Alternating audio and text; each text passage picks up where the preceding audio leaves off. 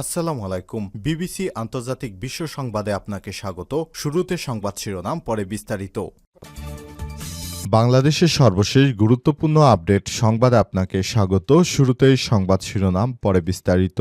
প্রথমেই জানাবো আমাদের হাতে থাকা সর্বশেষ গুরুত্বপূর্ণ সবথেকে তাজা আপডেট সংবাদ। ক্ষমতায় গেলে জনগণকে অন্ধকারে রেখে অবাস্তব পদক্ষেপ নেবে না জামাত ইসলাম, বলেন ডাক্তার শফিকুর রহমান। ক্ষমতায় গেলে জনগণকে অন্ধকারে রেখে অবাস্তব এবং অযৌক্তিক কোনো কাজ করবে না বাংলাদেশ জামাত ইসলাম বলে জানিয়েছেন দলটির আমির ডাক্তার শফিকুর রহমান। তিনি বলেছেন, আমরা এমনভাবে দেশ পরিচালনা করতে চাই যাতে করে দেশের প্রতিটি মানুষ বাংলাদেশ জামাত ইসলামের প্রতি ভরসা রাখতে পারে।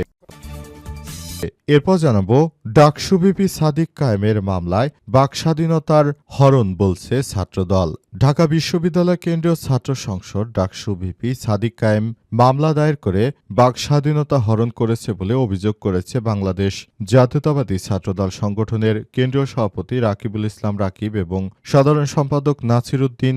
নিন্দা ও প্রতিবাদ জানিয়ে তাকে মামলা প্রত্যাহার করে শিক্ষার্থীদের কাছে দুঃখ প্রকাশ করার আহ্বান জানিয়েছে। এদিকে খালেদা জিয়ার চিকিৎসায় যুক্তরাজ্য থেকে আসছে বিশেষ মেডিকেল টিম। রাজধানীর এভারকেয়ার হাসপাতালে চিকিৎসাধীন বিএনপির চেয়ারপারসন ও সাবেক প্রধানমন্ত্রী খালেদা জিয়ার চিকিৎসায় যুক্তরাজ্যের বিশেষজ্ঞ টিম আসছে। আজ হাসপাতালের সামনে এক ব্রিফে সব তথ্য তুলে ধরেছেন খালেদা জিয়ার ব্যক্তিগত চিকিৎসক ডাক্তার এজেড জাহিদ হোসেন। এবারে জানাবো খালেদা জিয়ার অবস্থা যদি অপরিবর্তিত থাকে তাহলে শীঘ্রই তারেক রহমান দেশে ফিরবেন বললেন মির্জা ফখরুল। বিএনপি চেয়ারপারসন ও সাবেক প্রধানমন্ত্রী খালেদা জিয়ার শারীরিক অবস্থা অপরিবর্তিত থাকলে শীঘ্রই ভারপ্রাপ্ত চেয়ারম্যান তারেক রহমান দেশে ফিরে আসবেন বলে জানিয়েছেন দলটির মহাসচিব মির্জা ফখরুল ইসলাম আলমগীর। আজ টেলিফোনে সব কথা বলেছেন তিনি। মির্জা ফখরুল বলেন, বিএনপি চেয়ারপারসন খালেদা জিয়াকে বিদেশে নেয়ার মতো শারীরিক অবস্থা পর্যবেক্ষণের পর তারেক রহমান দেশে ফেরার সিদ্ধান্ত নেবেন। যদি তাকে বিদেশ নেওয়া যায় তাহলে আর ফিরবেন না, আর যদি তাকে বিদেশ নেওয়ার মতো পরিস্থিতি না হয় তাহলে তারেক রহমান বাংলাদেশে ফেরত আসবেন। এবং সর্বশেষ জানাবো ঢামেক হাসপাতালে নবজাতক কেনাবেচার সময় 2 নারী আটক। ঢাকা মেডিকেল কলেজ হাসপাতালে এক নবজাতক শিশুকে কেনাবেচা করছিল 2 নারী চক্র। এর মধ্য থেকে 2 জনকে আটক করা হয়েছে। আজ দিনে দুপুরে হাসপাতালের 106 নম্বর ওয়ার্ড থেকে তাদের আটক করা হয়েছে। পরে সন্ধ্যার দিকে সাভার থানায় হস্তান্তর করা হয়। হাসপাতালটিতে ভর্তি নবজাতকটির মা কমলা বেগম 30 জানান তার বাড়ি শেরপুরের শ্রীবর্দী উপজেলার বকশীগঞ্জ গ্রামে। অন্যের বাসায় কাজ করেন তিনি। তার স্বামী বাদশাহ মিয়া 6 থেকে 7 মাস আগে তাকে রেখে অন্যত্র চলে গেছেন। গাজীপুরের গাজীপুরা বাস্তাপাড়া এলাকায় থাকেন কমলা। তিনি বলেন, অসহায়ত্বের সুযোগ নিয়ে তারা আমার সন্তানকে বিক্রি করে দিচ্ছিল। তখন আমি চিৎকার দিলে আনসার সদস্যরা এসে এই দুষ্ট চক্রকে আটক করেছে। প্রিয় দর্শক, এতক্ষণ শুনছিলেন সংবাদ শিরোনাম, এবারে বিস্তারিত। তবে তার আগে বন্ধুরা অনুরোধ থাকবে এই সংবাদটিতে একটি লাইক দিন। এই চ্যানেলে আপনি নতুন হয়ে থাকলে আমাদের সংবাদটি দেখতে দেখতে চ্যানেলটি সাবস্ক্রাইব করে রাখুন। কমেন্ট করে বন্ধুরা আপনার মূল্যবান মতামত জানিয়ে দিন আপনি বিশ্বের কোন দেশ থেকে বা বাংলাদেশের কোন স্থান থেকে আমাদের সংবাদটি দেখছেন এবং শুনছেন। আর বন্ধুরা, গাজা যুদ্ধে আপনি যদি নিরীহ ফিলিস্তিনিদের ভালোবেসে থাকেন কমেন্টে ইয়েস লিখে বিশ্ববাসীকে জানিয়ে দিন। সংবাদটি আপনার সোশ্যাল মিডিয়া ফেসবুকে শেয়ার করে বন্ধুদেরও দেখার সুযোগ করে দিন। গাজা যুদ্ধে আপনি যদি নিরীহ ফিলিস্তিনিদের ভালোবেসে থাকেন কমেন্টে ইয়েস লিখে বিশ্ববাসীকে জানিয়ে দিন। এবারে বিস্তারিত। ক্ষমতায় গেলে জনগণকে অন্ধকারে রেখে অবাস্তব পদক্ষেপ নেবে না জামাত ইসলাম, বললেন ডাক্তার শফিকুর রহমান। ক্ষমতায় গেলে জনগণকে অন্ধকারে রেখে অবাস্তব বা অযৌক্তিক কোনো পদক্ষেপ নেবে না বলে জানিয়েছে বাংলাদেশ জামাত ইসলামের আমির ডাক্তার শফিকুর রহমান। আজ রাজধানীর মিরপুরে ওষুধ ব্যবসায়ীদের সঙ্গে এক মতবিনিময় সভায় তিনি এসব কথা বলেন। ডাক্তার শফিকুর রহমান বলেছেন, দুর্নীতিমুক্ত সমাজ প্রতিষ্ঠা করতে পারলে ধনী গরিব সবাই উপকৃত হবে। অব্যবস্থাপনার বিরুদ্ধে জামাতের কঠোর অবস্থান ভবিষ্যতেও বজায় থাকবে বলে জানান তিনি। চিকিৎসা খাতে অনিয়মের কথা উল্লেখ করে তিনি বলেছেন, কমিশনের আশায় কিছু চিকিৎসক অপ্রয়োজনীয় ওষুধ ও অতিরিক্ত টেস্ট লিখে দেয়। পরকালের ভয় ও নৈতিকতা থাকলে এসব নিয়ম আপনাকে মানতে হবে এবং আপনি এগুলো কেন মানেন না সে বিষয়ে জানতে চাই। রাজনৈতিক নেতৃত্বে সদিচ্ছা ও সৎ মানসিকতা থাকলে দেশ ও সমাজে ইতিবাচক পরিবর্তন আনবো আমরা, এমন প্রত্যাশা ব্যক্ত করেছেন জামাতের আমির। তিনি বলেন, আমরা ক্ষমতায় গেলে কখনোই অযাচিত কোনো হস্তক্ষেপ করা হবে না। দেশের মানুষ যেন প্রকৃতপক্ষে সুখী হতে পারে সে ব্যাপারে আমরা কাজ করব বলে জানিয়েছেন জামাত ইসলামের আমির ডক্টর শফিকুর রহমান। এর জন্য তিনি দেশবাসীর প্রত্যেকটি ব্যক্তিকে আগামীতে জামাত ইসলামের পাশে থাকার জন্য আহ্বান জানিয়ে সবার প্রতি কৃতজ্ঞতা জানিয়েছেন বাংলাদেশ জামাত ইসলামের আমির ডক্টর শফিকুর রহমান। তিনি মনে করেন দেশটা আমাদের, সুতরাং এই ব্যাপারটি নিয়ে আমাদের সবাইকেই ভাবতে হবে, সবাইকেই দেশের দায়িত্ব নিতে হবে।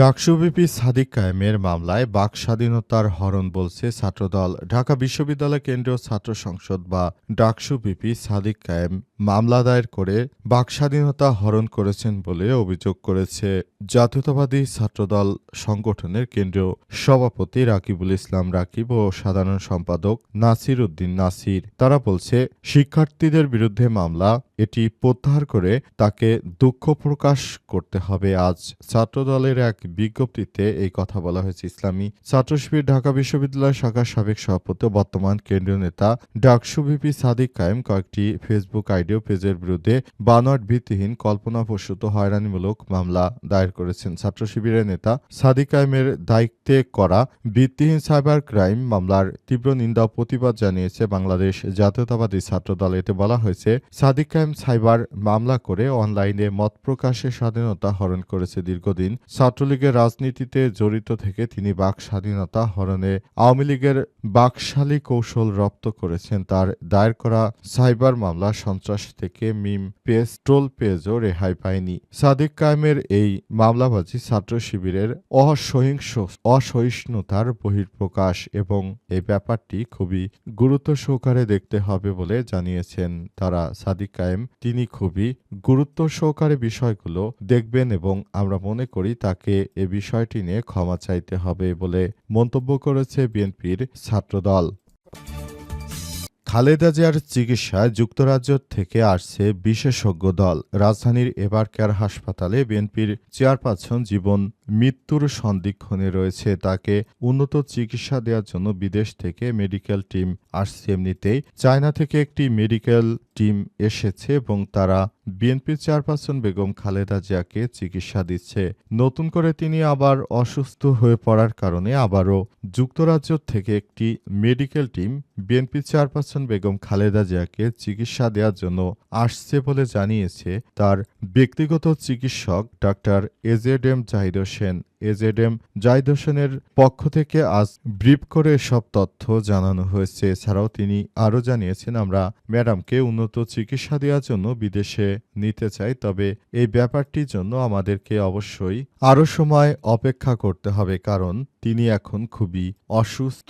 এ অবস্থায় বিএনপির চেয়ারপারসন বেগম খালেদা জিয়াকে আমরা বিদেশে নিতে হলে তার ন্যূনতম যতটুক সুস্থ থাকা প্রয়োজন ততটুক তিনি যখন সুস্থ হবেন আমরা তাকে বিদেশে উন্নত চিকিৎসা দেওয়ার জন্য নিয়ে যাব বলে জানিয়েছেন বিএনপির এই নেতা। আজ তিনি সংবাদ সম্মেলনে বিএনপির চেয়ারপারসনের স্বাস্থ্য বিষয়ে আপডেট দিতে সে সব কথা বলেন। এছাড়াও আজ বিএনপির চেয়ারপারসন বেগম খালেদা জিয়াকে সরকারের পক্ষ থেকে ভিভিআইপি মানে ভেরি ভেরি ইম্পর্টেন্ট পারসন ঘোষণার পরই এসএসএফ এর সদস্যরা তাকে নিরাপত্তা দেওয়ার জন্য রাজধানীর এভারকেয়ার হাসপাতালে ভর্তি করা হয়েছে। এসএসএফ এর নিরাপত্তা পায় মূলত রাষ্ট্রের যারা গুরুত্বপূর্ণ ব্যক্তি রয়েছেন তারা। সুতরাং খালেদা জিয়া যেহেতু ভিভিআইপি পারসন, সুতরাং তাই তাকে এই বিষয়টি করা হয়েছে।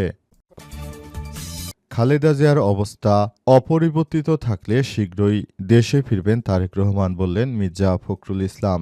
বিএনপির মহাসচিব মির্জা ফখরুল ইসলাম আলমগীর বলেছেন, আমাদের নেত্রী বেগম খালেদা জিয়ার শারীরিক অবস্থা যদি ঠিক না হয় বা স্থিতিশীল না হয় তাহলে দ্রুততম সময়ের মধ্যেই আমাদের নেতা তারেক রহমান দেশে ফেরত আসবেন বলে জানিয়েছেন তিনি মনে করেন আমরা দেশটাকে সাজিয়ে ভালো অবস্থানে নিয়ে যাওয়ার জন্য আমাদের নেতা তারেক রহমানকে খুবই প্রয়োজন। তারেক রহমান তিনি বাংলাদেশে কবে ফিরবেন সেই বিষয়টি নিয়ে আমরা ভাবছি, আমরা মনে করি তিনি খুব শীঘ্রই দেশে ফেরত আসবেন। তবে তার দেশে ফেরার ব্যাপারে নিরাপত্তার শঙ্কা থাকার কারণে নাকি তিনি দেশে ফেরত আসছেন না বলে সেদিন স্ট্যাটাসের মাধ্যমে জানিয়েছেন। তবে বিএনপির চেয়ারপারসন বেগম খালেদা জিয়ার শারীরিক অবস্থার যদি আরও বেশি অবনতি হয় তাহলে তারেক রহমান খুব শীঘ্রই দেশে ফেরত চলে আসবেন বলে জানিয়েছেন বিএনপির মহাসচিব মির্জা ফখরুল ইসলাম। তিনি আরও বলেছেন, তারেক রহমান